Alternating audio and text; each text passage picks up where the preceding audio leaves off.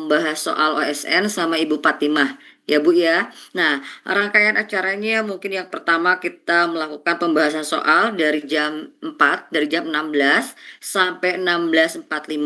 Setelah itu kalian break dulu 10 menit, dilanjutkan sampai jam 17.25.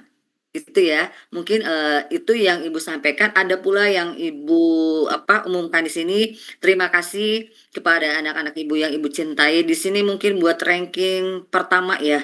Ada yang hasil TO ranking pertama kemarin ya, ada Naura. Ada Naura nggak? Coba. Naura ada nggak? Angkat tangan dong, Naura boleh. Terima kasih buat Naura ya, mendapatkan hasil yang maksimal ya. Ranking satu ya, Ibu bangga ya. Ada lagi nggak? Ada Nauranya nggak? Ikut Zoom nggak Naura? Nggak ada. Oke, yang keduanya di sini ada Afifa. Ada nggak? Nggak ada juga. Brian, ada Brian? Nggak ada juga. Terus ada eh, siapa ini? Derga ya. Nah, terus ada selanjutnya ada Aura, ada Lila, ada Lionel, ada Marsha, ada Nizar, ada Sahda, Asela, Kabuna, Salum. Nggak ada semua? Oke, ya itu untuk peringkat yang satu, 2, 3, 4 sampai 5. Ya, sekali lagi terima kasih ya. Monggo mungkin silahkan Ibu Fatimah sudah jam 16:03. Silakan, monggo Bu.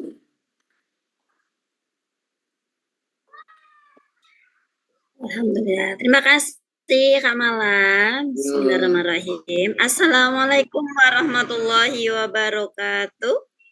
Waalaikumsalam warahmatullahi wabarakatuh.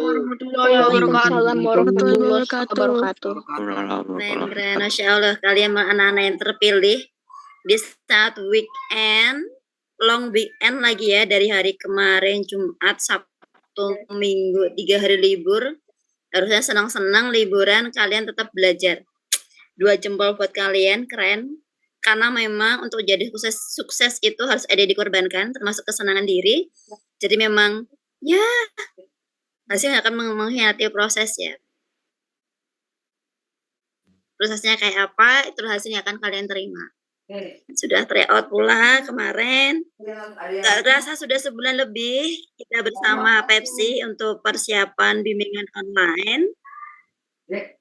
Kurang lebih bulan ini ya, ini sudah ada seleksinya tingkat kabupaten. Jadi kita harus siap-siap merapat lagi. Sore ini sama Kak Fat, Bu Fat juga boleh bebas. Pokoknya dari Apepsi ini niatnya adalah menemani kalian belajar semaksimal mungkin, meskipun ketemu hanya seminggu 2 kali, Sabtu Minggu. Terima kasih kalian yang sudah intens. Ada tahu, ada tidak.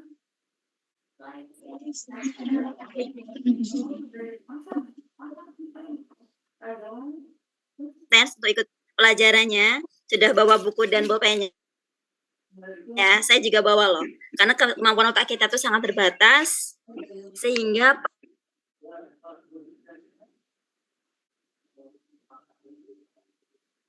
perlu dibantu dengan yang namanya menulis. Dia aja sekarang dia juga waktunya pakai menulis ya, atau apa namanya, khawatirannya itu kalau pakai handphone, nah nanti baru baca, notis masuk pen sama bukunya, belajarnya 3 kali. Membaca yang kalian mau tulis atau mendengarkan, terus kalian baca atau menulis, pasti akan membaca. Sehingga belajar 3 kali dengan kalian menulis. Baik, sudah disiapkan buku sama bolpennya? Sudah. Udah ya? Yang penting-penting saja. Ya, nice. Kita belajar cara kuliah. Jadi kalau meskipun masih SMP, kita belajar cara kuliah. Kuliah itu nanti sudah tidak ada lagi yang nyuruh untuk belajar. Dosen udah I don't care. Pokoknya kalian yang aktif untuk menulis apapun yang penting dari situ. Terus aja yang penting-penting. Dari soal kemarin, Kak Kelas sudah 3 kali tryout ya.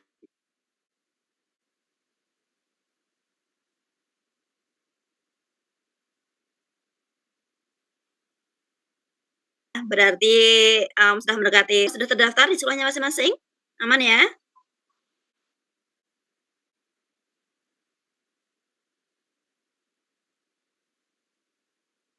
Aman ya ini ya. Kan karena kalau nggak terdaftar, eman-eman belajar itu langkah bagus kalian untuk mengikuti Olimpiade. Oke. Bidadari. Ya terus apa? Ya terus mama soal terserah tadi ada pindah tadi ini cuma tiba-tiba nggak ada semua. Mungkin emang dari masih lagi ada tuh mama kan udah pindah. Pindah kemarin kan udah dari sekarang ada sekarang dia udah lagi yang nggak ada kemarin tuh. Tadi masih kayak gitu sih bantu mama gimana kamu lu sekarang ini. Sih dari gue cuma gara-gara itu lagi. Enggak boleh pergi kemana.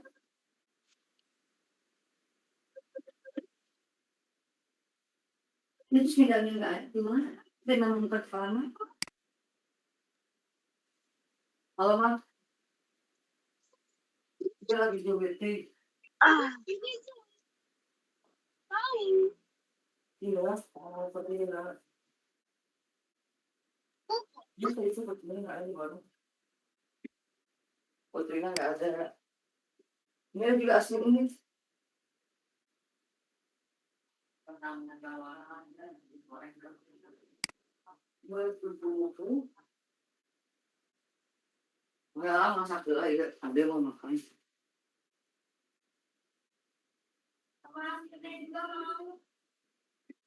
Rumah, mau tahu anggur. Iya. Kenapa? Mama?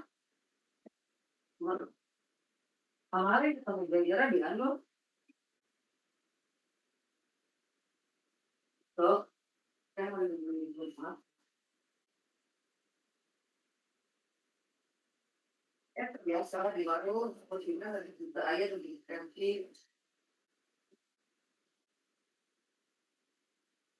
Kami dulu ini, kita dulu. Ya, ya kalau ini gimana kalau ada terjadi? Kalau kawin ini, kalau kami terbiasa saya obat ini masukin. Kalau ini pernah masuknya.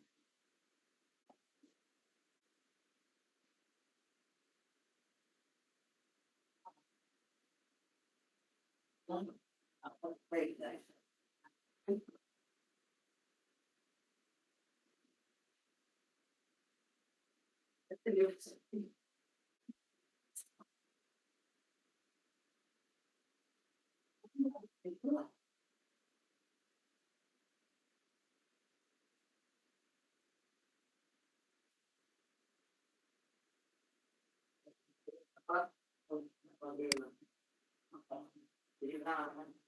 Di daerah Sumatera,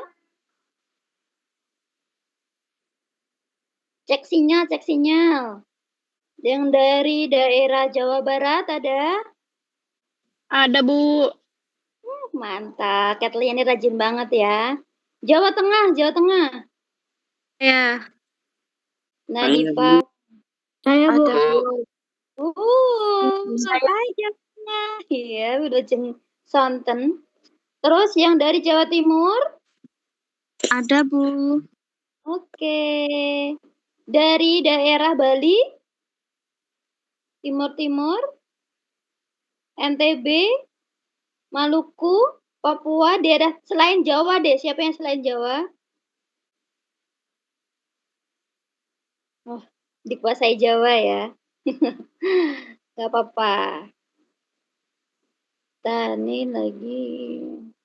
Sinyal aman ya, kayak sinyalnya Bufat yang kacau deh ya. Nah, I give you something that's special, that I prepare special for you, but I need to share screen.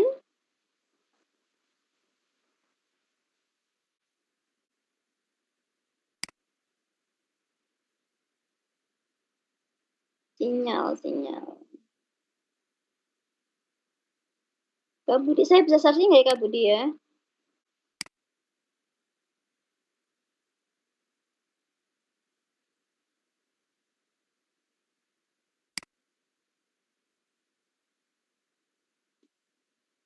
Tes share screen bisa nggak? Tapi yang laptop aja. Yang laptop ya. Tadi bisa loh, nggak tahu ini. Oh, Zoom saya mental.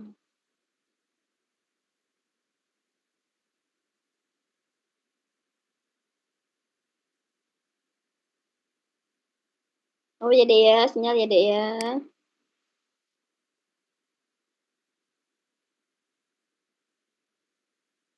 Ini baru mau share screen nih.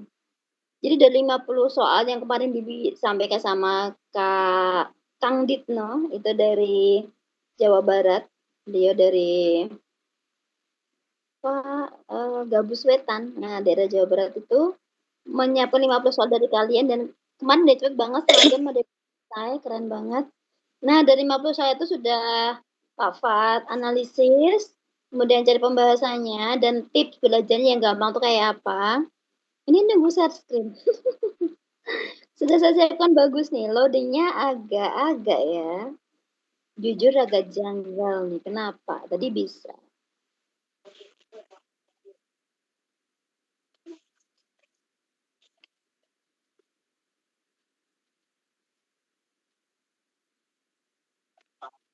Kalian istirahat dulu deh, nanti kita mentok sampai jam 5 ya, nggak ada break lagi ya.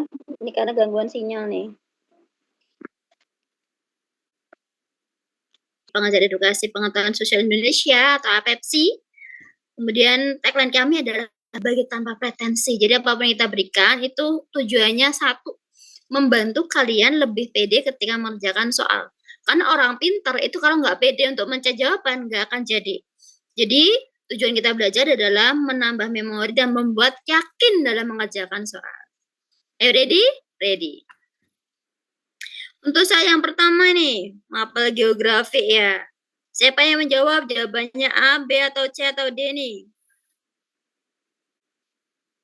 Ada yang menjawab? A, Bu. Oke. Coba kita cek. Nah, pertemuan penduduk di suatu wilayah dipengaruhi oleh kelahiran, kematian, dan migrasi. Pertemuan penduduk yang disebabkan oleh selisih kelahiran disebut dengan, kita lihat. Yeay, benar, 100 poin. Jadi ada dua jenis pertemuan penduduk, ada yang alami dan ada yang alami itu dari hidup dan mati aja ya. Jadi kehidupan itu sama dengan kelahiran dikurangi yang kematian, itu benar-benar hidup. Kemudian kalau totalnya itu menghitung semua termasuk migrasinya, termasuk yang pindah, entah pindah ke sini atau pindah keluar tuh dihitung. Nah, di sini dinamakan alami karena proses alamiah manusia. Manusia itu kan idealnya memang dari lahir, kemudian hidup, kemudian mati. Nah, di situ ada yang datang, ada yang pergi. Nah, ada di situ ini. Selanjutnya, siapa yang nebak lagi nih? Soal kedua, sejarah. Dampak positif yang muncul bagi Indonesia dengan adanya relokasi industri. Siapa yo?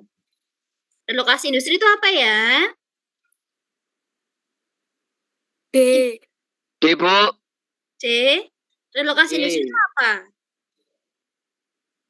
Industri yang dikembangkan ya. Kita cek nih perpindahan lokasinya. Kita cek apa betul di? Betul. Relokasi itu artinya adalah pabrik dari negara maju itu pindah ke Indonesia. Mereka membawa mesin canggih dan cara kerja baru. Pekerja kita jadi belajar cara mengoperasikan teknologi tersebut, namanya transfer teknologi. Jadi memang dari zaman dulu Indonesia memang ketika dia dijajah itu enaknya, ada enaknya loh ya, maksudnya nggak enaknya ya nama dijajah nggak ada yang enak ya. Tapi ternyata membawa dampak positifnya. Penjajah itu kan dari Eropa, dari negara-negara maju, mereka masuk ke sini membawa sistem, termasuk sistem ekonomi, sistem pertahanan, sistem pemerintahan, kemudian membawa arsitektur dari sana, membawa budaya, itu yang membuat Indonesia itu menjadinya lebih berwarna. Positifnya di situ. Kita bisa dapat transfer teknologi dari sana. Yang dulu kita nggak bisa yang namanya nyetak uang, tapi karena ada dari negara sana yang membawa sistem tentang peruangan itu sendiri, akhirnya kita bisa. Itulah positifnya ketika dijajah negara yang maju. Namanya transfer teknologinya di situ. Jadi untuk jajah memang nggak enak, tapi dari yang nggak enak itu masih ada yang bisa disyukuri dari hal positifnya, termasuk dengan teknologi ini. Selanjutnya, nih salah satu hasil sidang PPKI tanggal 18 Agustus. Apa nih? Come on. Apakah ada PNI, ataukah ada UUD, ataukah naskah proklamasi, atau ada Tentara Keamanan Rakyat? Hasil sidangnya apa nih?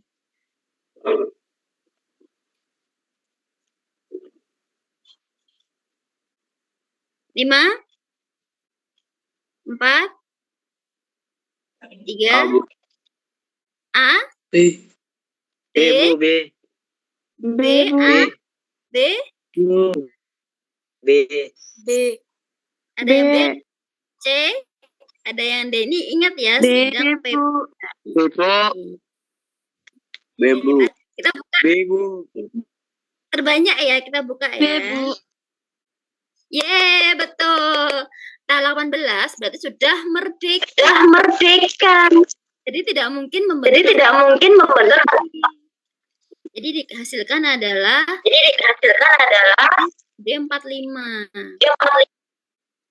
Jadi setelah merdeka, setelah dipegang Sangat Timur tanggal 17 itu, para pemimpin tuh rapat besar nih. Kan kemarin pas tanggal 17-nya sudah menyatakan merdeka. Itu belum semuanya lembaga negara itu terbentuk, baru naskahnya. Belum dibentuk siapa presidennya, kemudian siapa nanti akan jadi pejabat-pejabatnya, karena negara tanpa ada lembaga pemerintah nggak akan jadi negara. Negara itu harus terkelola dengan baik, dengan orang-orang yang baik di situ. Nah, di sidang ini tanggal 18 ini mereka membicarakan itu semua. Hei, kita udah merdeka loh. Terus kita belum ngapain nih?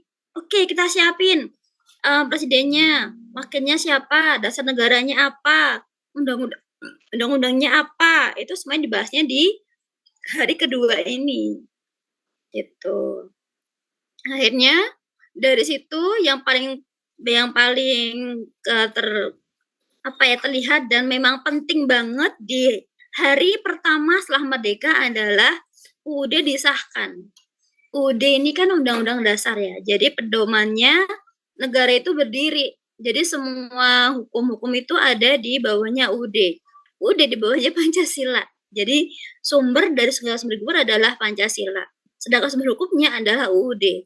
Jadi Pancasila, UUD, baru lembaga-lembaga yang di bawahnya. Bahkan presiden dan semuanya harus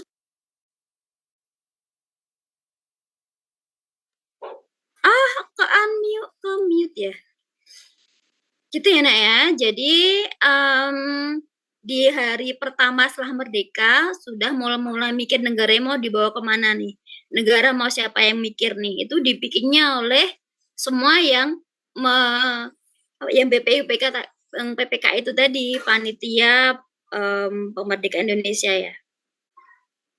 Ada komite nasional karena belum ada parlemen, belum ada menteri, belum ada apa. Jadi masih berupa komite, itu masih sifatnya sementara.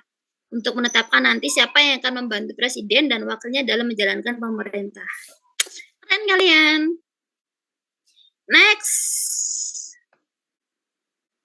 Mobilitas sosial. Ayo, ada positif, ada negatif. Pasti ada dua pihak ini nih. Nah, menurut kalian yang negatifnya yang mana nih? Yang A, Bu. Yang A. Ada yang A, ada yang B. Terbanyak adalah A. Kita buka yang A. Yeay, betul. Keren. Ya pasti keren sih ya. Wong kalian juga anak-anak pilihan. Oke, bener nih. Jadi mobilitas itu ada saatnya satu seseorang itu ada persaingan ketat. Kemudian sisi negatifnya itu yang namanya mobilitas sosial kan perubahan nih ya. Ada yang iri, ada yang namanya orang nggak suka, gampangnya gitu. Jadi kalau membahas tentang mobilitas sosial, bahas sosial, itu hal-hal yang kita alami harian ada plus ada minusnya. Jadi interaksi sosialnya itu juga plus minusnya pasti ada. Nah negatifnya itu biasanya lah kalau orang udah nggak suka mau kayak apapun pasti nggak akan dianggap bagus. Makanya ada gesekan di situ. Gesekan di sini munculnya adalah karena ekspektasi mereka nggak sejalan dengan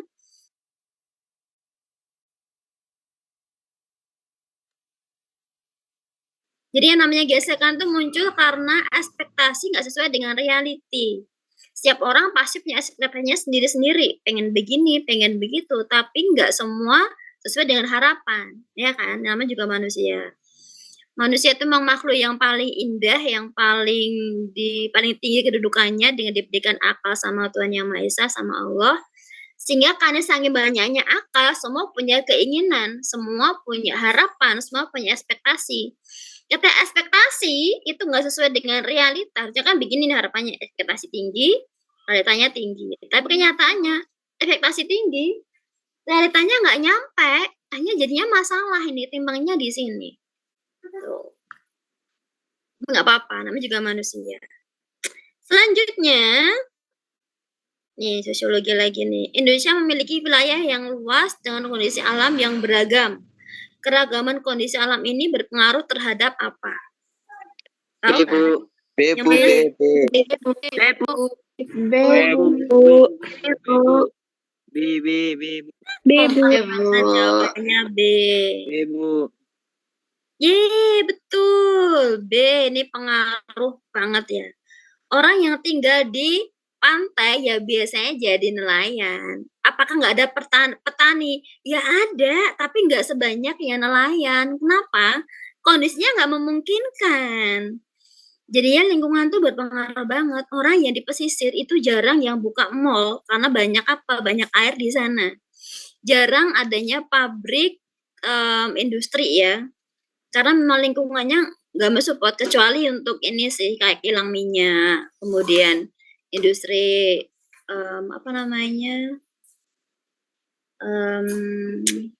tambang-tambang itu bisa, tapi nggak semuanya. Kalau di gunung kebanyakan pantai nggak mungkin dong di gunung jadi nelayan, ya kan? Jadi memang lingkungan itu berpengaruh banget. Kalau di kota, apa coba pekerjaan umumnya? Jualan, Bu. Pintar, apalagi? Pekerja kantoran. Industri, Bu. Industri, kerja kantoran. Pegawai. Petani ada nggak di kota? Sedikit, Bu. Apa? Contohnya petani ada di kota, petani apa? Petani hidroponik. Pernah dengar hidroponik? Ya. Pernah. Ya, jadi meskipun di kota itu banyak yang beberapa sih yang memang dia punya ahli di situ ya. Itu bisa kok. Bahkan Jepang itu dia kan wilayahnya kecil ya. Kita ngidupnya ke Jepang nih. Jepang tuh ada satu hotel, bekas hotel, dan hotelnya tuh mangkrak, digunakan warga setempat untuk bertani. Jadi hotel ada beberapa lantai nih ya. Lantai yang paling bawah itu untuk jadi restonya. Lantai keduanya itu untuk nanam sayuran. Lantai ketiganya nanam buah. Lantai paling atas itu dipakai untuk nanam padi. Karena padi harus kena matahari, dia paling atas. Jadi karena majunya teknologi, nggak perlu ada tanah, tetap bisa bertani di situ.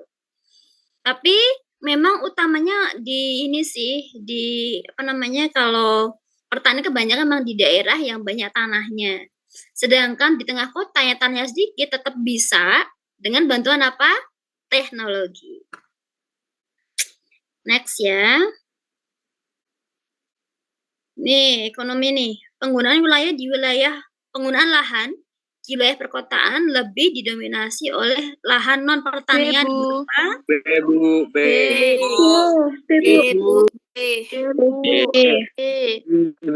Kompak sekali. Yes, betul. Kebanyakan perumahan dan industri. Sekarang apakah hanya di kota ada industri? Di pedesaan ada nggak industri? Ada. Ada. Apakah perumahan hanya ada di desa, hanya di kota? Di desa ada nggak perumahan? Ada. Apa sih yang bikin sekarang desa tuh nggak ketinggalan dari kota? Desa juga ada industri, ada perumahan, ada mall. Itu pengaruhnya apa menurut kalian? Manusianya, Bu. Manusianya kenapa? Perkembangan Banyak yang Teknologi. teknologi-teknologi dari kota dibawa ke daerah-daerah teknologi. pedesaan, Bu. Nah, teknologi apa lagi? Apa yang bikin orang desa tuh nggak ketinggalan sama orang kota? Pertama teknologi bagus, apalagi selain teknologi? Mobilitas sosial. Mobilitas sosial bagus, pinter banget. Apalagi yang sekarang digagas sama pemerintah? Pemerataan apa itu? Transmigrasi. Transmigrasi, pemerataan infrastruktur. Jadi pembangunan daerah-daerah yang terpencil tuh mulai sekarang gampang diakses dengan transportasi. Satu lagi yang paling penting, ada teknologi, mobilitas, infrastruktur. Ada satu lagi yang paling penting di situ apa? Yang bikin desa itu bisa semaju dengan kota.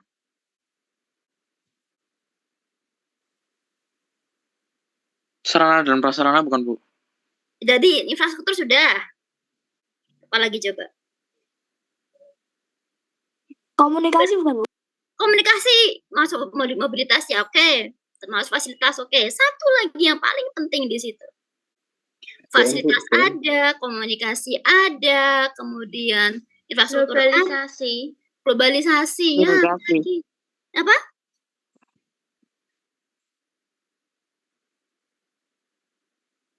Komunikasi globalisasi infrastruktur itu ada. Peran penting yang memerankan siapa? Pemerintah. Iya. Siapa pemerintah? Siapa lagi? Izin menjawab, Bu. Oke. Menyerap tenaga kerja lokal.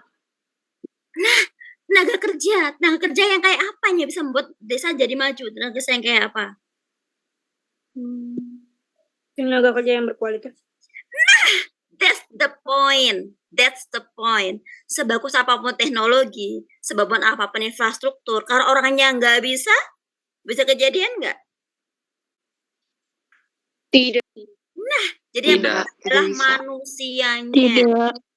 Iya, ibaratnya ini, Kafat ini dikasih mobil Ferrari dengan teknologi paling canggih. Tapi Kafat nggak bisa mengendarai. Jalan nggak mobilnya? Enggak. Akan Jadi yang Ya, penting di bisa. sini adalah kualitas sumber daya manusia.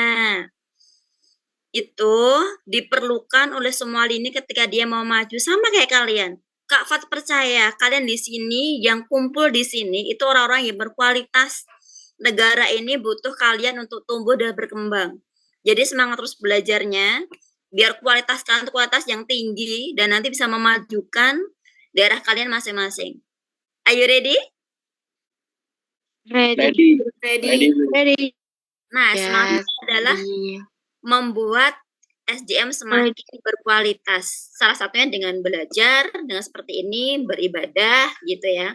Pokoknya semangat terus deh.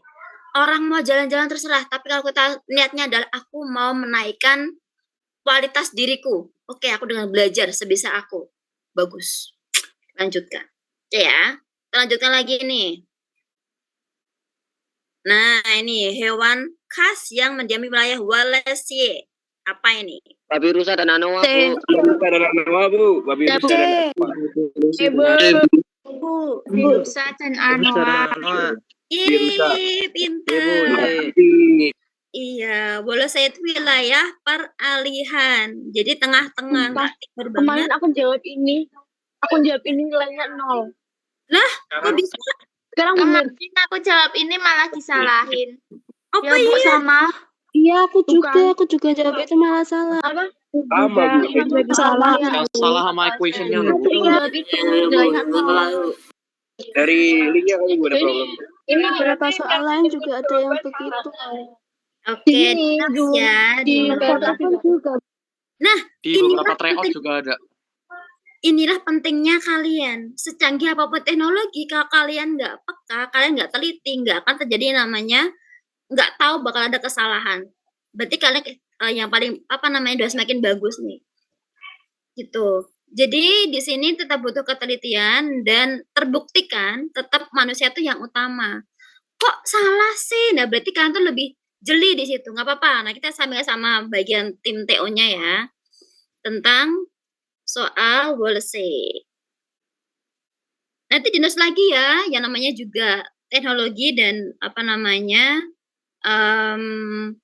mungkin salah klik kali ya tuh kuncinya. Nanti dinas lagi ya nggak apa-apa. Toh kita juga sama-sama belajar di sini. Oke, adik-adikku sayang yang di sini, siapapun mentor yang ngajarin kalian di APEPSI ini bukan yang paling pinter, tapi kita belajar bersama. Jadi ketika kalian ada yang salah atau kami ada yang salah, kita perbaiki bersama. Itu dampak positifnya dari interaksi kita ya. Nggak apa-apa, sampaikan aja. Di grup juga boleh. Kak, jawabanku ya ini kok salah. Nggak apa-apa, kita akan evaluasi bersama nih. Apakah salah di bagian inputnya, atau mungkin karena ngekliknya, atau mungkin karena teknologinya kita nggak tahu. Nah, di sini membuktikan bahwasanya ketelitian kalian sangat dipentingkan di sini. So, untuk yang kemarin jawabannya disalahkan, kakak dari APEPSI minta maaf ya. Nanti kita notes lagi deh. Mana yang... Kak, ya. Izin bertanya, Pak. Kak. Boleh. Pertanyaan yang ini kemarin saya jawab kok salah, Pak. Kak. Ya, tadi dibahas. Mana, Kak? Ya, tadi dibahas sudah sama-sama tadi ya, dibahas. Iya, maaf, baru join, Kak. Oke, ya, yang benar jawabanmu kok, jawabannya yang C, benar. Nah, kemarin tuh berarti ada ini, teknis lah. Gitu ya. Nanti kita notes lagi, kalau kita menemukan jawaban yang salah, kita akan perbaiki lagi nanti. Tenang, ini bukan untuk ini kok, ini biar kalian lebih nambah pengalaman, sama nambah, oh jawaban benar ini loh, gitu.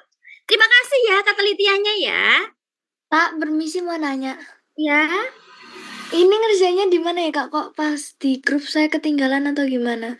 Kemarin sayang, kemarin ada Treo 3 kemarin. Jadi di grup dipantau terus ya. Di sana ada jadwalnya, kalian belajar kapan, Treo-nya kapan tuh ada di sana.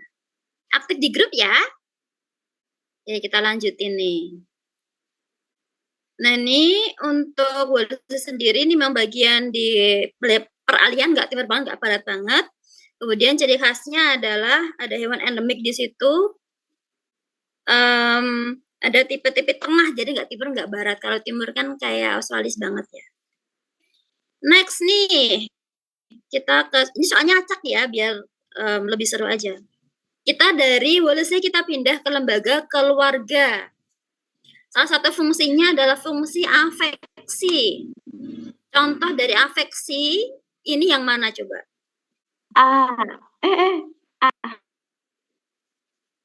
Yakin? Ada jawaban lain? Ini berarti fungsi yang tidak disadari ya, Bu? Abu. Udah 3 jawaban A kita buka. Abu. Betul. Abu. Ya, afeksi itu ada unsur kasih sayang di situ. Jadi, afeksi adalah fungsi di mana rumah itu tempat untuk mendapatkan keamanan dari wujud apa? Kasih sayang, perhatian, pelukan, rasa dicintai, dihargai, didengarkan suaranya, kemudian kebebasan untuk berpendapat, kalian nyaman di rumah, itu udah fungsi afeksi, aman dan nyaman di rumah. Tuh, fungsi afeksi. Next. Mangrove merupakan salah satu dari potensi daya laut yang berfungsi biologi. Apa ayo, mangrove? C.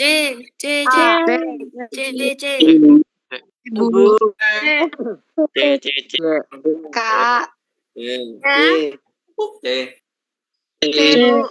Oke, banyak yang C, ada yang B, ada yang A tadi ya. Kakak ambil yang paling banyak ya. Betul. Jadi mangrove itu kan hutan ya, itu fungsinya banyak. Salah satunya adalah fungsi biologi. Fungsi utamanya itu menahan ombak agar tidak abrasi. Kemudian fungsi biologinya itu dia dijadikan sebagai tempat ikan, udang, dan kepiting bertelur serta mencari makan sebagai habitat alami. Biologinya seperti itu. Jadi adanya mangrove, hutan mangrove ini itu ada kehidupan di sana, ada ekosistem di sana. Nah, di sana akan tempat akan tumbuh atau ada suatu apa yang namanya ya, tempat ini hewan ini akan tumbuh dengan atau berkembang biak di situ dengan alaminya. Makanya mangrove itu perlu kita lindungi ya. Jangan asal menggunakan laut seenaknya sendiri. Next nih, ekonomi. Berubahnya orientasi mata pencaharian dari yang semula berorientasi sumber daya alam menjadi sumber daya lainnya atau pekerjaan lainnya. Merupakan dampak interaksi antar ruang dalam bidang apa? Ayo. C, Bu. Ekonomi. Ekonomi. Oke, semua jawab C nih. Bu. Iya. Jadi interaksi antar ruang tuh ada waktu, ada tempat, ada kejadian. Di situ namanya antar ruang. Ruang tuh setiap di ruang manapun pasti ada namanya tempat, pasti ada namanya waktu, pasti ada kejadian tuh namanya ruang di situ. Di sini contohnya penduduk yang tadinya cuma bertani berarti menjadi buruh pabrik karena ada kesempatan ekonomi baru itu ya perubahan ruang ini tadi ya. Jadi awalnya mengandalkan alam, terus dia karena ada interaksi antar ruang ini misalkan ruang kota, ruang desa, ruang pinggiran, ini ada interaksi nih. Akhirnya kan dari kota itu geser atau mempengaruhi yang ada di desa. Orang desa bekerja di kota, kemudian atau belajar di kota, kemudian pulang bawa teknologi, pulang ke desanya bawa pengalaman, pulang ke desanya bawa pekerjaan, pulang ke desanya bawa banyak hal itu dikembangkan di desanya. Akhirnya kan ada interaksi antara desa sama kota nih. Nah, efeknya adalah ini ada perubahan profesi. Yang kemarin cuma mengandalkan tanah, itu dia bisa menjadi pekerja industri atau pedagang. Atau mungkin dari juragan kos gitu ya. Yang orang kota invest ke desa, membuka sekolah. Sekolah itu sekolah boarding misalkan, orang kota invest ke desa membangun suatu sekolah boarding sehingga menimbulkan ekonomi baru. Di sekitar boarding itu pasti ada yang butuh laundry. Muncullah industri atau usaha laundry.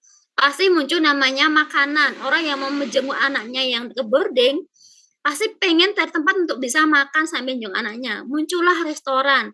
Ada laundry, ada restoran, ada toko-toko kecil, itu akhirnya kegiatannya semakin banyak. Nah, itu efek dari ada interaksi antar ruang ini, ruang desa, ruang kota.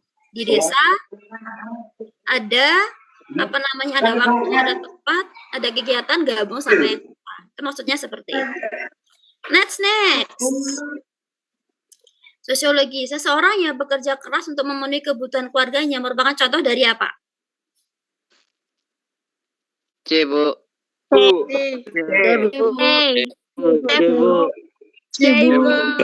Memenuhi kebutuhan.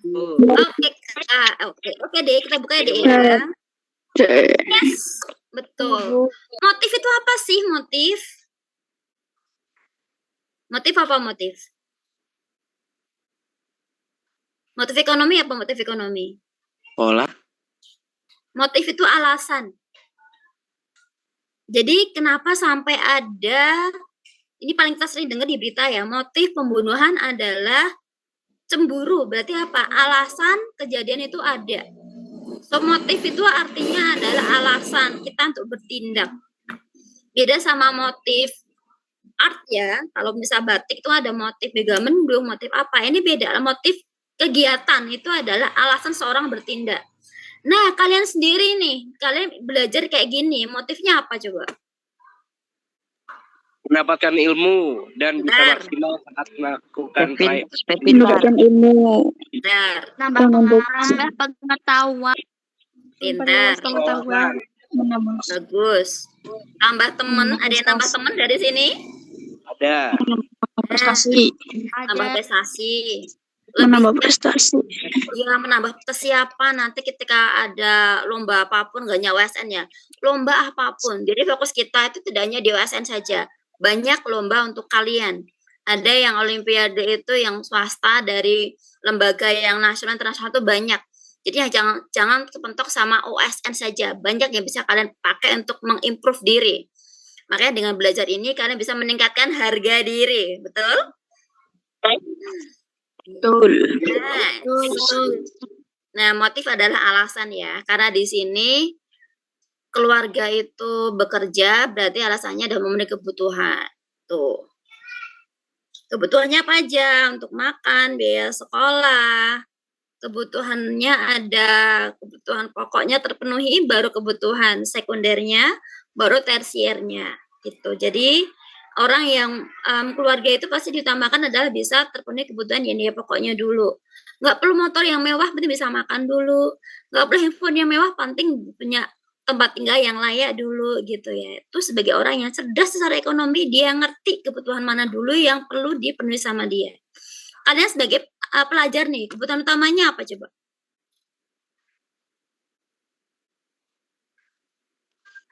Ilmu kan? Pendidikan kan? Termasuk kebutuhan dasar juga. Nice, selanjutnya. Aduh, kental ya? Halo, Dek. Oke. Dari ekonomi kita ke sejarah. Apakah kakak kepental? Oh, udah dengar suara kakak ya? Cebu. Bu. Mantap. Cek. Yakin? Kita lihat. Yakin. Perang. Iya. Strategi bet. Yeay, betul. Pangeran Diponegoro sangat hebat dalam perang gerilya. Wah, keren banget nih dengan kuda perangnya, dengan ciri khas kuda sama ini ya. Apa namanya? Surbannya di kepala. Karena seorang pangeran sampai membuat Belanda itu kewalahan, lalu membuat banyak benteng di setiap daerah dan menghubungkannya dengan jalan. Jadi Belanda itu mensiasatinya karena gerilya itu gimana sih perang gerilya? Dijelasin nggak perang gerilya itu apa? Boleh, Bu.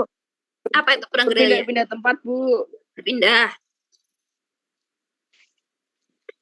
Pengepungan, Bu. Pengepungan. Persembunyian. Iya. Jadi perangnya tuh nggak kelihatan, nggak terang-terangan. Jadi bagaimana nggak kelihatan tapi bisa menyerang. Kenapa kok kita pakainya gerilya? Kenapa nggak 101 gitu? Jika one on one Indonesia kalah, Bu, kurang jumlah tentaranya. Kurang apa lagi? Kalah dari segi persenjataannya juga. Pintar, Ya, Bu. senjatanya kurang, tentaranya kurang. Akhirnya, wah nggak bisa nih kalau 101 nih ya. Harus pakai cara yang cerdas. Menurut kalian gerilya itu cerdas apa licik? Cerdas. Cerdas, Bijak. Bu. Ya. Cerdas. Dua-duanya. Cerdas sih ya, karena memang ya itu namanya kan gerilya itu namanya siasat perang ya. Siasat itu ya bagaimana bisa menguntungkan untuk bagaimana biasa menang kan. Kita dijajah itu lama banget. Terus siapa sih yang mau dijajah kan nggak mau. Akhirnya perlawanan ya bisa dilakukan ya dengan cara ini. Waktu itu senjata nggak punya, kita pakainya bambu runcing. Sekarang udah pakai senjata pistol ya jarak jauh bisa. Kita loh sangat-sangat makanya dengan adanya siasat ini kita akui acungan jempol buat para pahlawan ya bisa menemukan strategi ini dengan bersembunyi, kemudian bahkan di gelap malam, bahkan bersembunyi, kemudian mengepung, nah kayak gitu. Dan ngepungnya nggak berani di siang bolong, pastinya seringnya malam. Itu kalau kalian sering lihat film-film tentang perang zaman dulu, kebanyakan settingnya itu adalah settingan gelap. Karena memang gerilya itu malam, biar nggak kelihatan. Nah, saking gerilya ini kan memang kita sebagai pribumi ya, Diponegoro kan asli dari Indonesia, pribumi ngerti banget lingkungannya kayak apa, bagaimana bisa membuat jebakan, bagaimana bisa membuat tempat-tempat gorong-gorong, kemudian gua-gua kecil, kemudian tempat yang digali-gali itu yang bisa kan memang warga pribumi yang ngerti. Nah, Belanda itu kewalahan, hanya mereka bikin benteng-benteng nih. Bikin benteng untuk menghalau jalannya gerilya si Diponegoro ini. biar dia terkurung dan mudah tertangkap. Tertangkap nggak? Tertangkap. Tertangkap sih. Selanjutnya ke geografi lagi. Hutan sebagai sumber daya alam mempunyai potensi diantaranya fungsi-fungsi sebagai berikut. Ayo, hutan. Nah, Cek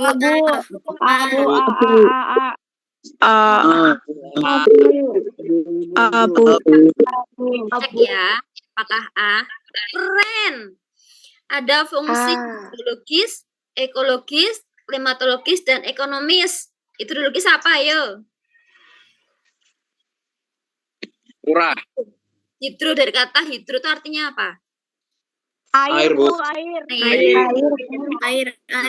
Ya, hutan itu untuk menyimpan cadangan air.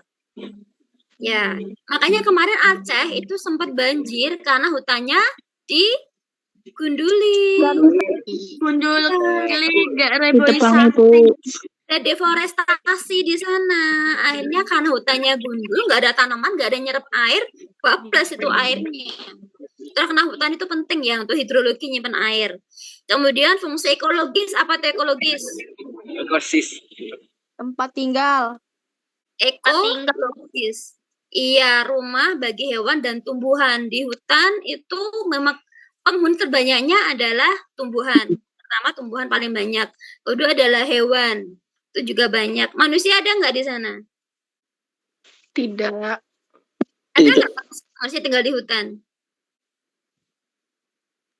Ada. Berapa, Bu? Ada. Ada, Bu, ada.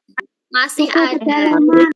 Pedalaman pintar. Bu, Masih dalaman benar. banyak warga Indonesia itu yang memanfaatkan hutan untuk tinggal sampai sekarang. Sampai sekarang tuh masih ada yang tinggal di hutan. Itu fungsi ekologis dari tempat tinggal hutan. Kalau fungsi klimatologis dari kata climate. iklim.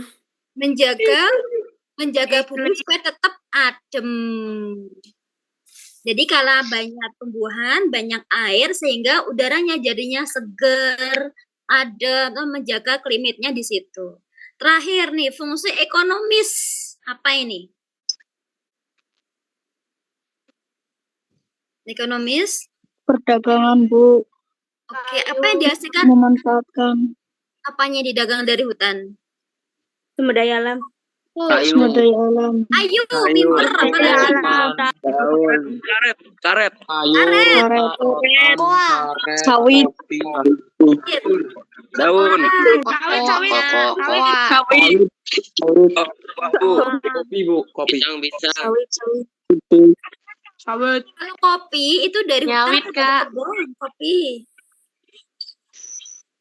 Kopi itu dari hutan atau dari kebun? Kebun. Dari Kebun. Iya, Kebun. perkebunan kopi ya, bukan kehutanan kopi ya. Tuh, ada sih, tapi tidak sebagus yang di perkebunan. Nah, ini ada singkatan bagus nih. Fungsi hutan itu singkatannya adalah HEKE. Hidrologi, ekonomis, klimatologi, sama ekonomis. Ya, notes-nya ada di bawah ini, Nana. Di bawah ini udah ada notes-nya, bisa kalian catat untuk pelajaran kalian di bawah ini ya. Oke, next nih. Kita ke sosiologi lagi. Peranan lembaga agama dalam menjaga kelangsungan hidup bermasyarakat buat apa nih agama? B, Bu. B. Dengan para bagi penganutnya. Enggak, bukan bagi harta warisan dah. Bukan. Tapi agama dipakai nggak untuk bagi warisan? Dipakai, Bu. Dipakai. Ya, tetap pakai ada digabung menjadi pedoman hidup. Iya, jawabannya adalah B. Fungsi agama itu sebagai kompas. Kompas itu penunjuk jalan. Jadi orang tuh biar nggak bingung hidup di dunia ini. Ada orang yang tidak punya agama, namanya apa? Ateis. Ya, di Australia itu tahun pasca Fat ke sana itu 2007, ateis sama beragama itu banyak kan yang ateis. Yang beragama 6,5%. Bayangkan, Australia segede itu, yang punya agama 6,5%. Sisanya, it means 93 sekian persen tuh ateis di sana itu. Dan apa ya, beda orang yang punya agama sama orang yang nggak punya agama itu kehidupannya beda. Jadi kalau yang punya agama, kebetulan Kak Fatih tinggal di salah satu rumah warga Australia di sana yang tidak mau punya anak karena anak itu merepotkan. Sedangkan agama sendiri itu Mengarahkan. Iya, mengarahkan sama ini sih manusia itu untuk berkumpul lagi dan perempuan untuk menikah. Menikah itu kalau agama Islam ya, menikah itu kan mengenakan separuh agama. Tujuannya apa? Menjaga keturunan. Nah, untuk orang ateis sendiri, keturunan itu nggak penting. Anak itu bikin repot. Jadi waktu itu beliau berdua benar-benar child free, nggak mau punya anak karena nanti kalau ada anak itu itu nanti pasti akan berantakan, susu tumpah kemana-mana, rumahnya jadi kotor. Jadi itu yang buat mereka tuh nggak punya anak, nggak mau punya anak. Dan karena memang nggak punya dasar agama itu sendiri ya. So kita bersyukur di sini kita punya agama itu menuntun semuanya dari hal yang paling kecil sampai hal yang paling besar. Itu semuanya agama itu menuntut apapun agamanya itu pasti mengajari manusia untuk punya pedoman hidup di situ. Jadi bersyukur kita punya agama di sini, kita laksanakan agama kita masing-masing, apapun agamanya pasti ngajak ke hal yang benar. Gitu ya, itu fungsi agama itu di situ sebagai kompas atau jalan penunjuk hidup. Di sana pasti akan ada baik buruk, kemudian akan dipandu supaya berkehidupan itu nyaman kayak apa, sama tetangga, habib nanasnya kayak apa, sama Tuhannya kayak apa, itu semua diatur di agama itu. Terima kasih yang tetap teguh sama agama masing-masing, selamat jadi warga beragama. Yes. Selanjutnya, kita sesuai lagi-lagi. Nih, negara maju, cirinya apa ya? D, Bu. Angka harapan hidup yang tinggi. D. Angka harapan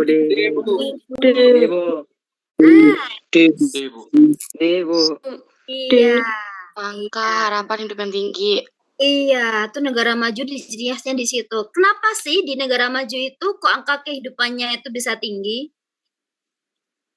Karena di sana enak, Bu. Enaknya apa? Sejahtera. Hidup terjamin, Bu. Apa cirinya hidup itu sejahtera? Cirinya apa? Tidak ada ini, Bu. Semua bisa bekerja, tidak ada pengangguran. Gaji tinggi. Gaji tinggi. Dan terjamin kebutuhan terpenuhi. Setiap kali ada natalitas pasti ada layanannya juga. Tanpa pajak. Katanya tinggi, infrastrukturnya juga bagus sih Bu itu biasanya. Ya, nice. Itulah kenapa di sana banyak orang yang hidupnya itu lebih lama daripada kan Indonesia itu negara maju apa belum? Berkembang. Menuju. Iya, menuju. Diprediksikan nanti itu eranya kalian ya. Karena sekarang umurnya sekitar 12 tahun. Kalian berapa sekarang? 15 tahun. 14 tahun. Iya, berarti nanti kalau 2045 itu usia kalian berapa? Sekarang 2026 sampai 19 tahun. 30-an lah ya. Usia 30 kalian nanti ketika umur 30-an itu Indonesia namanya Indonesia harapannya adalah menjadi Indonesia emas. Semua produktif, banyak pemuda seusia kalian 30 kan produktifnya itu. Meskipun usia produktif itu secara umum usia berapa sampai berapa? 16 sampai 16 sampai 30, 45. 16 Begitu. 16 sampai 5 Produktif. 16 Ya. sampai 45. 65. 64 tahun. Saat ini masih 16 sampai 64 tahun. Itu karena di angka hidup di negara kita belum setinggi negara maju. Sana bisa sampai 80 tahun. Indonesia itu orang yang berusia 80 tahun ke atas gak sebanyak negara maju sih. Kebanyakan rata-rata 60, 64, 70, 80 ke atas itu sudah jarang. Apa sih ya yang bikin Indonesia itu banyak yang meninggalnya di bawah 80 tahun, kenapa ya? Karena gaya hidup nggak sehat. Pinter. Just gaya hidup yang gaya hidup yang nggak sehat. Mau orang miskin, orang kaya itu bisa ditentukan sama gaya hidupnya. Meskipun orang miskin nih, nggak punya makanan yang bergizi, tapi gaya hidupnya dia bagus, dia tahu kapan istirahat, dia tahu kapan harus aktif, dia tahu kapan harus ibadah, dia balance semuanya. Dia makan juga makan yang Pola makan. pola makan, pola hidup, pola pikir. Pikir. Pola pikir itu yang Pelayanan kesehatannya juga, Bu. ya. Kalau orang miskin itu gaya hidupnya dia sehat, insya Allah dia jarang sakit kok. Orang kaya duitnya banyak, yang sakit ada nggak? Ada, Bu. Ada. Jadi bukan hanya karena duitnya banyak, tapi gaya hidup bagus. So, adik-adik semua yang di sini, kalian mau punya angka harapan hidup yang panjang atau yang pendek? Panjang. Pengennya panjang, sejahtera, bahagia. So, yang diatur dari sekarang apanya? Pola hidup. Pola pikir. Gaya hidupnya. Mindset itu pola pikirnya. Jadi pola pikir kalian, kemudian pola hidup kalian itu yang diatur. Karena biar hidupnya lebih lama dan lebih berkah. Ayo, siapa yang sudah terbiasa tidur di bawah jam 10 malam? Aku. Saya. Belum Sering, Bu. terbiasa. Itu sudah upaya untuk menjaga hidup kalian. Kenapa? Kita tuh badan punya jam biologis ya. Jam biologis kita itu setiap hari ganti sel. Sel tubuh yang mati itu akan diganti sama sel tubuh yang baru. Ayo, siapa yang tahu jam berapa sel tubuh kita itu diganti? Jam 11. Sampai jam? Jam 11, Ibu. Sampai jam? 9. Sampai jam 2 apa ya? 11 sampai jam? 1. 2 atau jam 3 ya? 11 sampai 1 doang. Dari 24 jam nih, hanya 2 jam itu sel tubuh kita tuh berganti. Jam 11 malam sampai jam 1. Itu ketika dia posisi sudah tidur, pergantian selnya akan bagus. Beneran akan sempurna. Karena pergantian sel itu ketika orangnya tuh tidur, istirahat kan, ini si badan kita akan bekerja dengan sempurna.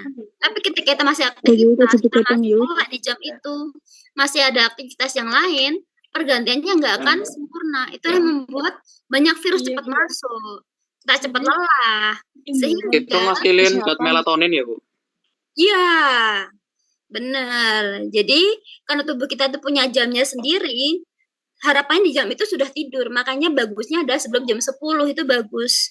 Dan sejam sebelum tidur itu sudah lepas gadget sejam. Itu untuk apa? Untuk mengurangi blue light-nya, untuk membuat badan kita itu biar sehat lah. Berganti selnya itu kan penting banget. So, adik-adik yang kalian mau lebih lama sehatnya, atur tidur kalian biar sempurna, biar sel yang mati yang ganti sel yang baru. Apakah gampang tidur lebih awal? Gampang nggak? Gampang. Susah. Tergantung, Bu. Susah, tapi susah bukan berarti nggak bisa. Kayak kalian ikut lomba ini, apakah gampang masuk OSN? Mudah. Susah. Gimana caranya biar yang susah itu jadinya bisa? Caranya gimana? Belajar. Bisa belajar ngatur diri, bisa? Bisa. Bagus. Insya Allah. Bisa. Bismillah, bisa, nggak gampang kok. Kalian terbiasa yang ada aktivitas malam, apalagi kalau semakin malam itu idenya semakin moncer, ya kan? Itu akan repot ketika harus tidur. Nggak apa-apa, kalian harus paham di sini. Oke, badanku itu punya jam biologis, badanku itu punya hak untuk istirahat. Kalian akan dengan sendirinya, I love myself, jadi akan mengatur dirinya sendiri. Itu ya, supaya punya angka harapan hidup yang tinggi dan kita siap jadi negara maju. Oke? Lanjut. Transaksi antara penjual dan pembeli di pasar merupakan contoh interaksi sosial? Individu dengan individu. Sama individu, Bu. Individu dengan individu. Betul, itu individu dengan individu. Antara siapa dan siapa? Penjual dengan pembeli. Pembeli. Betul. Kemudian, selanjutnya nih. Salah satu kebijakan pembangunan ekonomi Indonesia pada awal kemerdekaan dan awal banget di 5 tahun pertama. Yang mana nih coba? C. Bu. C bukan Bu. Ya. Yes, betul. Kita belum ada ASEAN ya waktu itu. ASEAN belum muncul. Transmigrasi juga belum kepikiran transmigrasi, masih memikirkan karena awal banget merdeka. Indonesia itu merdeka tahun 45 dengan kondisi belum punya duit, dengan kondisi punya utang. Utangnya dari mana coba waktu Indonesia merdeka? Belanda. Jadi, kenapa kok bisa punya utang? Dari diplomasi KMC-nya ketentuannya Indonesia merdeka tapi utangnya Belanda ditaruh di Indonesia. Iya, lupa Bu. Iya, jadi yang namanya perang itu kan kita kan perang nih, kita kan waktu itu perang ya, perang sama negara lain. Nah, sudah menjadi kebijakan internasional, siapapun yang perang itu ada yang namanya biaya perang. Nah, ketika perangnya selesai, masing-masing membayar biaya perangnya itu sendiri.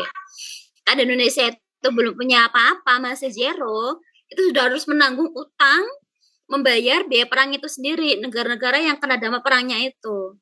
Nah, itu yang sampai sekarang, utang Indonesia udah lunas apa belum?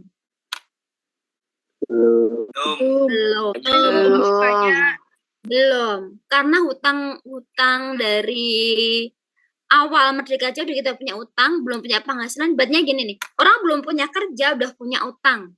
Gimana mau save coba buat bayar utang terus ya. Gitu. Jadi itu yang membuat kita sekarang belum maju-maju karena hutangnya juga masih gitu ya. Apakah salah pemerintah tuh mengencari hutang buat Indonesia, salah nggak? Tidak. Tidak ya. Jadi kebijakan negara sampai punya utang itu buat siapa? Buat Indonesia itu sendiri. Jadi ketika wah negara kok punya utang terus, lah memang untuk negara kan nggak kecil ya. Sekarang segini 17 pulau ini semuanya butuh dihidupi, semuanya butuh merata, semuanya butuh yang sama, kan ya butuh modal. Dari mana ya? Utang dulu lah. Ibaratnya ada orang tua kalian, mau ngasih kalian makan, kalau lagi nganggur, cari utang. Jadi nggak usah menyalahkan siapapun, pemerintah pasti melakukan yang terbaik buat negaranya. Di sana ada orang-orang pintar yang bisa memikirkan tentang negara ini, kita percaya aja sama mereka. Sebagai warga negara yang baik, kita ikuti peraturan yang pemerintah itu kasih. Terlepas dari, wah nanti dikorupsi Bu, itu personal banget. Dan jarang orang korupsi itu bahagia, jarang. Jadi kalau kalian mau bahagia, nggak usah korupsi. Biar orang-orang sana korupsi terserah. Yang jelas, siapapun yang memimpin kita di negara kita saat ini, kita percayakan sama beliau-beliau. Kebijakan apapun pasti sudah dipikirkan. Udah diurusan sama orang pintar, kita nggak usah ikut-ikutan yang wah ini kayak gini nih, korupsi nih. Selama nggak punya bukti, nggak usah ikut-ikutan. Kita sebagai pelajar nih ya, kita sebagai pelajar yang bijak, sebagai pelajar yang aware sama negaranya, ya sudah, pemerintah yang sekarang kita percaya melakukan yang terbaik, termasuk hutang itu sendiri. Dan penyelesaiannya mereka juga udah mikir kok. Ya penting kita sebagai warga negara yang baik, kita meningkatkan kualitas diri, lama-lama kita juga akan membuat negara ini maju. Gitu. Jadi di awal pemerintahan itu sendiri, uang penjajah itu bikin ekonomi kacau, inflasi. Ini kacau banget waktu itu. Kemudian karena bukti negara itu dinyatakan negara merdeka harus punya identitasnya sendiri termasuk mata uang. Karena sebelum merdeka kita pakai mata uangnya Belanda, setelah merdeka kita pakai mata uang kita sendiri. Akhirnya mengeluarkan uang Republik Indonesia. Nih ya, namanya sekarang adalah rupiah. Next nih. Kita sampai jam berapa, Kak Mala? 17.25 ya. Cepat sekali ya. Oke. Anda salah. Andosol. Andosol. Andosol bukan aluvial. Andosol itu tanah super subur. Super, sayangnya supernya dia ibaratnya dikasih batang apa langsung tumbuh dia karena super subur. Dari apa? Dari abu vulkanik. Abu vulkanik dari apa? Dari dalam Gunung. Dalam Hasil letusan lah ya. tanah ini unsur haranya itu paling tinggi, sehingga dia sangat-sangat subur, sangat cocok untuk sayur mayur. Itulah kenapa daerah pegunungan banyak sayur, karena tanahnya sangat subur, gitu. Jadi letusan gunung api itu warnanya hitam, bisa untuk sayuran itu adalah ciri khas dari tanah Andosol. Next. Tradisi gotong royong untuk membangun rumah dan mengerjakan sawah merupakan contoh dari C, Bu. siapa? Karifan akan didasarkan pada kondisi fisik dan manusia. C. Ada yang A, ada yang C, ada yang D. Kebanyakan yang C ya. Ya, betul banget C jawabannya. Jadi kondisi fisik sawah, rumah zaman dulu itu butuh tenaga orang banyak. Kondisi manusia itu adalah manusia sosial, sehingga perlu gotong royong. Inilah cara masyarakat untuk menyelesaikan pekerjaan berat secara bersama-sama. Jadi memang kalau zaman dulu kenapa gotong royongnya kuat, belum banyak teknologi, belum banyak alat bantu, sehingga yang bisa menyelesaikan persoalan yang berat ya kerjakan bareng-bareng. Bangun rumah juga bareng-bareng, bangun jembatan juga bareng-bareng, bangun apa juga bareng-bareng ya. Karena memang belum banyak teknologi. Sekarang orang sendiri saja sudah bisa bikin rumah. Ada teknologi 3D. Kalau kalian nyimak berita di luar negeri, ada seseorang itu dia pengen bangun rumah tapi duitnya untuk bayar tukang itu nggak banyak, sehingga dia beli mesin 3D. Dari mesin 3D itu dibentuklah batako, desain rumah dari setiap hari itu udah gerak sendiri itu. Kalau jamaah sekarang bikin rumah sendiri udah sangat bisa dengan sistem 3D itu tadi. Kalau zaman dulu belum bisa, makanya mereka pakai ini fisik dan manusia.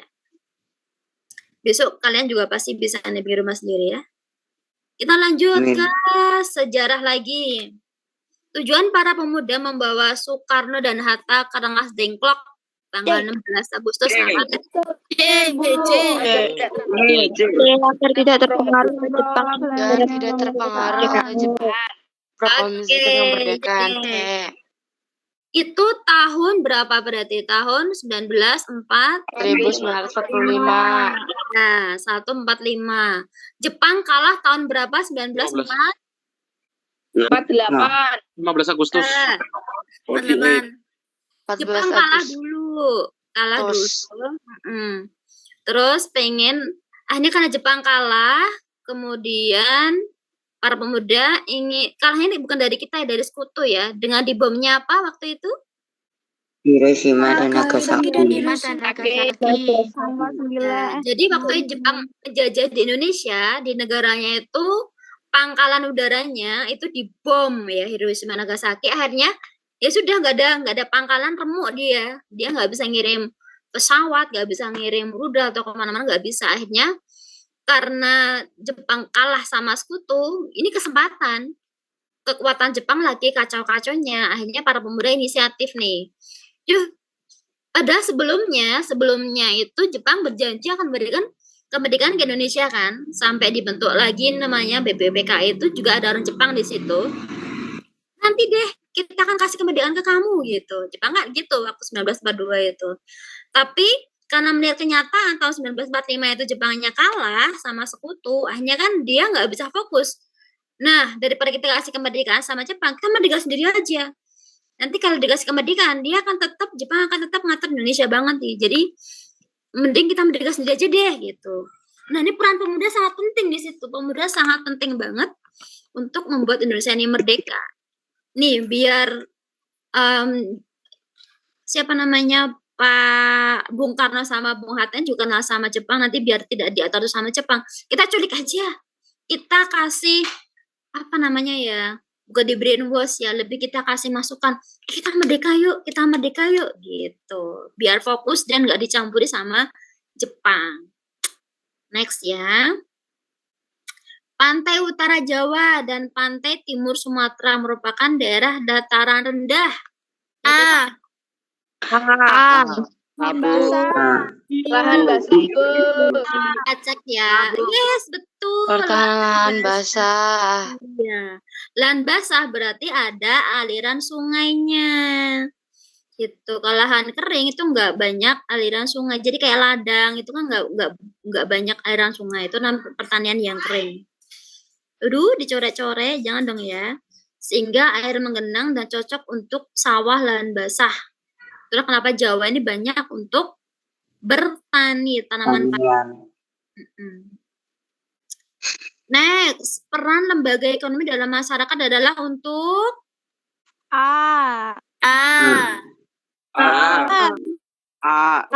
untuk mengatur kebutuhan hidup manusia. Betul. Lembaga ekonomi fungsinya adalah mengatur hidup manusia secara hidup ya. Kalau tadi pandang hidup itu kan lembaga agama tadi. Manusia itu punya banyak keinginan tapi barangnya terbatas. Itulah namanya dengan kelangkaan. Pengennya banyak tapi alat pemenuh kebutuhannya terbatas. Sehingga butuh adanya lembaga ekonomi seperti pasar, bank, koperasi, supaya kita bisa mencari, membagi, dan menggunakan barang itu dengan baik. Jadi ekonomi adalah kebutuhan hidup. Tuh. Guna lembaga biar orang tuh nggak boros, biar orang tuh bisa hidupnya lama. Itu lembaga ekonomi penting di situ. Bayangkan, kita nggak punya bank, gimana nyimpen uangnya? Ayo. Bawa bantal. Bawa bantal, terus bawa rumah ya. Celengan. Iya, nanti celengnya dibuka, udah tinggal rayap-rayap. Ya. Bayangkan nggak punya pasar, di mana kalian mau beli barang? Shopee. Shopee kan pasar juga. Ayo, mau beli di mana nggak ada pasar? Barter. Berarti kembali ke zaman dulu lagi ya, kita barter ya. Gitu. Iya. Jadi kalau kalian pengen cukur dan kalian punyanya pedagang bakso sama tukang cukur nih repot, ketika mau beli bakso dia harus dicukur duluan. Lama-lama punya bakal bakso habis karena buat bayar cukur terus ya. Oke. Kita sampai 25 ya. Ini sudah 23. Ya Allah, masih kurang 10. Bu. Oke, kita cek. Bu. Yes, betul. Batu bara itu butuh jutaan tahun dari tumbuhan yang mati secara berturut-turut. Nah ini prosesnya kayak masak di dalam tanah. Gambut di bawahnya ada nih kalau ditulis ya. Pertama adalah gambut itu berupa berserat tumbuhan nih. Kemudian dari yang berserat itu dia akan menjadi lignit atau batu bara muda warnanya coklat. Jadi awalnya itu berserat, tumbuhan berserat, kemudian menjadi agak keras, namanya lignit, warnanya muda, warnanya coklat, masih disebut batu bara muda. Kemudian dia batu bara muda ke batu bara yang sedang, namanya bituminus. Kemudian paling canggih atau paling bagus adalah yang batu bara tua atau antrasit. Dia paling keras, kualitasnya panasnya paling tinggi. Itu paling bagus ya yang paling tua-tua ini. Jadi urutannya kalau mau dibikin singkatan gampang GLBA di bawah ini. Pertama gambut, lignit, itu masih muda, kemudian sedang itu bituminus, dan paling tua adalah antrasit. Oke, 2 soal terakhir sebelum kalian istirahat untuk maghrib ya. Interaksi sosial dapat terjadi apabila memenuhi 2 syarat. Apa itu? C. B. Lagi. D. B. B. B sama B. B. Oke, kita cek ya. D. Salah, B. Apa ayo? Jawabannya adalah ya. Iya, ada kontak sosial dan komunikasi, itu syaratnya interaksi. Jadi kalau 2 orang nih, sama-sama ada 2 orang tapi nggak ngobrol, ada interaksi nggak? Ada. Jadi yang penting adalah ada kontaknya, ada komunikasinya, itu namanya interaksi sosial. Terakhir ya, hakikat pembangunan nasional Indonesia adalah